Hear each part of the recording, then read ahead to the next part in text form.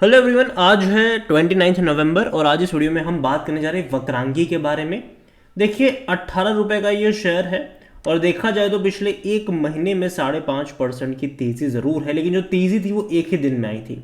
उसके बाद अगर आप देखो तो 3 नवंबर से लेकर अब तक कोई ग्रोथ यहाँ पर नहीं है, ना ही कोई तेज़ी है, ना ही कोई इतनी बड़ी यहाँ पर गिरावट है। बातचीत करेंगे इस कंपनी के बारे में, इनके बिजनेस के बारे में और सपोर्ट और रेजिस्टेंस के बारे में। देखिए वीडियो को शुरू करो उससे पहले अगर आपने अभी तक चैनल को सब्सक्राइब नहीं किया है तो प्लीज़ अभी इसे सब्सक्राइब कर लीजिए, क्योंकि आगे भी बहुत सारे वीडियोस हैं जो आपको काफ़ी ज़्यादा हेल्प करेंगे।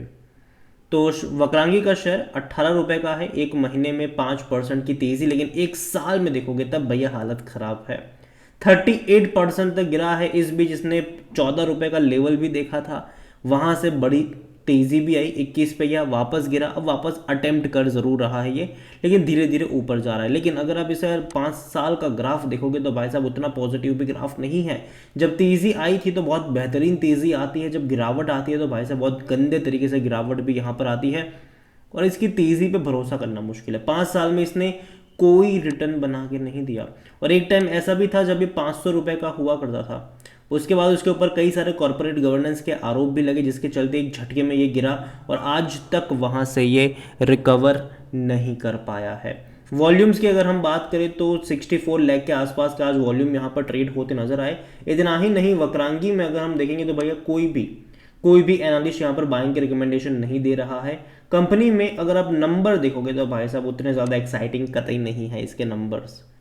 अब देखो पिछले 3 क्वार्टर में इनका रेवेन्यू मुश्किल से 50 करोड़ का रहा है और सबसे बुरी बात यह है कि रेवेन्यू 50 करोड़ का है, लेकिन प्रॉफिट वाइज एक करोड़ का भी प्रॉफिट नहीं है, वो भी हम बात करेंगे। लेकिन इनकी वेबसाइट पे सबसे पहले चले तो बिजनेस इनका क्या है।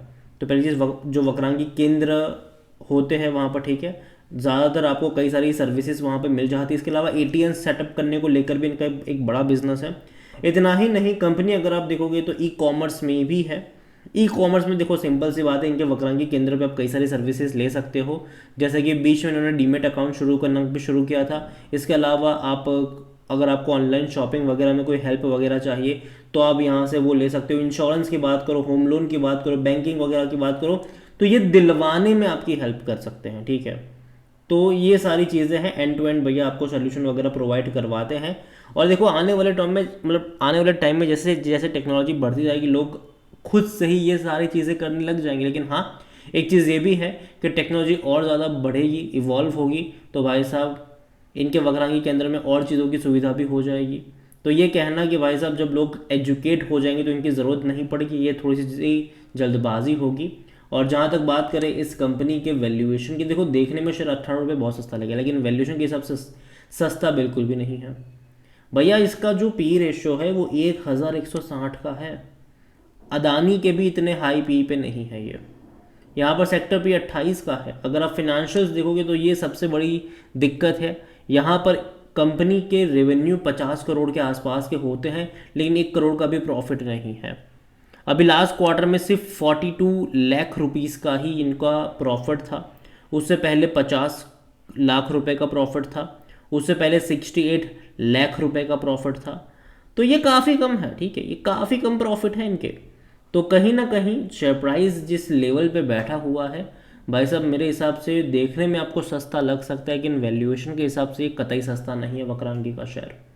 अगर आप शेयर होल्डिंग को लेकर देखोगे तो जो प्रमोटर है उनके पास 42.60% की होल्डिंग है एक, और म्यूचुअल फंड के पास कुछ भी नहीं है। डोमेस्टिक 6.29% की होल्डिंग के ऊपर बैठे हैं। एफ आईज यहाँ पर 3.98% की होल्डिंग है, लेकिन एफ आईज बड़ी बिकवाली भी कर रहे हैं। 7.67 से एफ आईज बेचकर 3.98 पर आए हैं। और खरीदा किसने है? रिटेल। 23% से बढ़कर रिटेल इन्वेस्टर यहाँ पर 27-28 पर आ चुके हैं। तो भाई साहब बाइंग रिटेल पोर्शन से ज़्यादा यहाँ पर देखने को मिल रही है। देखिए ओवरऑल वक्रांगी, मैं इस कंपनी को लेकर उतना ज़्यादा पॉजिटिव नहीं हूँ। देखने में आपको लगेगा कि भाई साहब 18 रुपये का शेयर सस्ता है, लेकिन जी नहीं, वैल्यूएशन के हिसाब से ये महंगा शेयर है।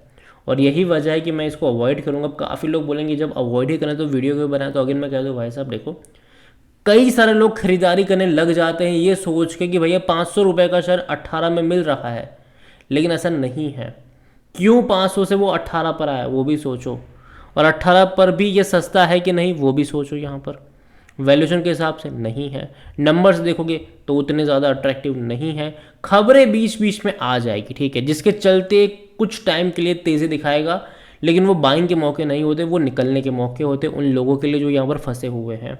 जैसे कि बीच में अटेम्प्ट करता है ये तेज़ी दिखाने का, तो वो अटेम्प्ट जो होता है वो खरीदारी का नहीं होता, निकलने वाला अटेम्प्ट होता है। तो यही मैं कहना चाहूँगा कि भाई साहब जल्दबाजी मत करना यहाँ पर, ये सोचे खरीदारी मत करना कि 500 का शेयर 18 पे आ गया, जी नहीं, अभी भी वैल्यूएशन के हिसाब से ये महंगा है।